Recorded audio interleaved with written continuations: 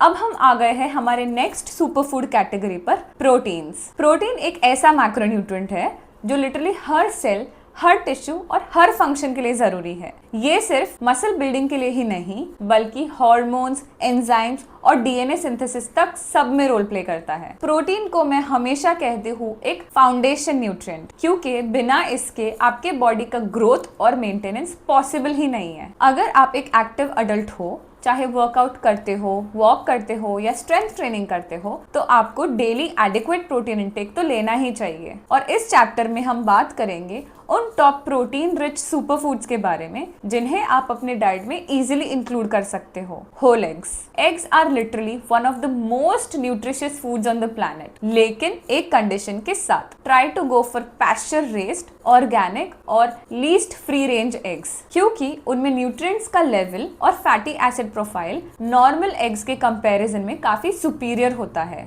अब ये एक मिथ है जो डिकेड्स तक चलता रहा कि एग से कोलेस्ट्रॉल बढ़ता है और हार्ट डिजीजेस होती है, बट अब साइंस ने इसे पूरी तरीके से क्लियर कर दिया है। रीसेंट रिसर्च के अकॉर्डिंग डाइटरी कोलेस्ट्रॉल का डायरेक्ट लिंक हार्ट डिजीजेस से नहीं होता। इनफैक्ट स्टडीज ने दिखाया है कि एग्स खाने से आपका HDL यानी गुड कोलेस्ट्रॉल एक्चुअली इंक्रीज होता है। एक मीडियम एग में होता है रफली 70 कैलोरीज और 6 grams of high quality protein. साथ ही एक एग प्रोवाइड करता है 13 essential vitamins and minerals. Also, एक एग में रफली 5 ग्राम्स ऑफ हेल्दी फैट्स भी होते हैं और ये फैट्स आपको सटाइटी देते हैं। Eggs also contain 2 special antioxidants, lutein and zeaxanthin. Research ने क्लियरली शो किया है कि ये दोनों antioxidants age related macular degeneration यानी विजन लॉस के रिस्क को रिड्यूस करती है और ओवरऑल आई परफॉर्मेंस को इम्प्रूव करती है। ऑल्सो मेरा पर्सनल रेकमेंडेशन ये है कि आप होल एग्स ही लो एंड नॉट जस्ट व्हाइट्स, क्योंकि जो सबसे ज्यादा न्यूट्रिएंट्स है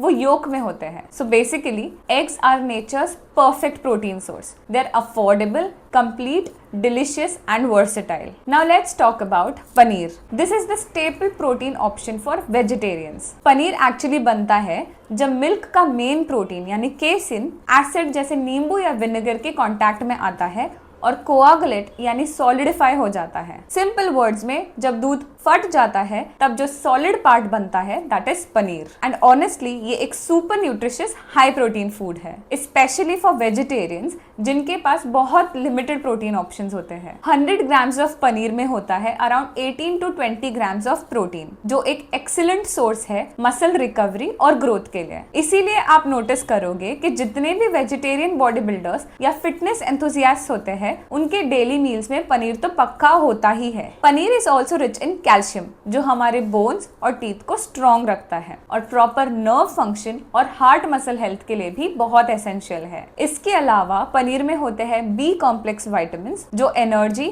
metabolism, skin and overall cell repair के लिए इंपॉर्टेंट है। इसमें एक और न्यूट्रिएंट होता है पोटेशियम।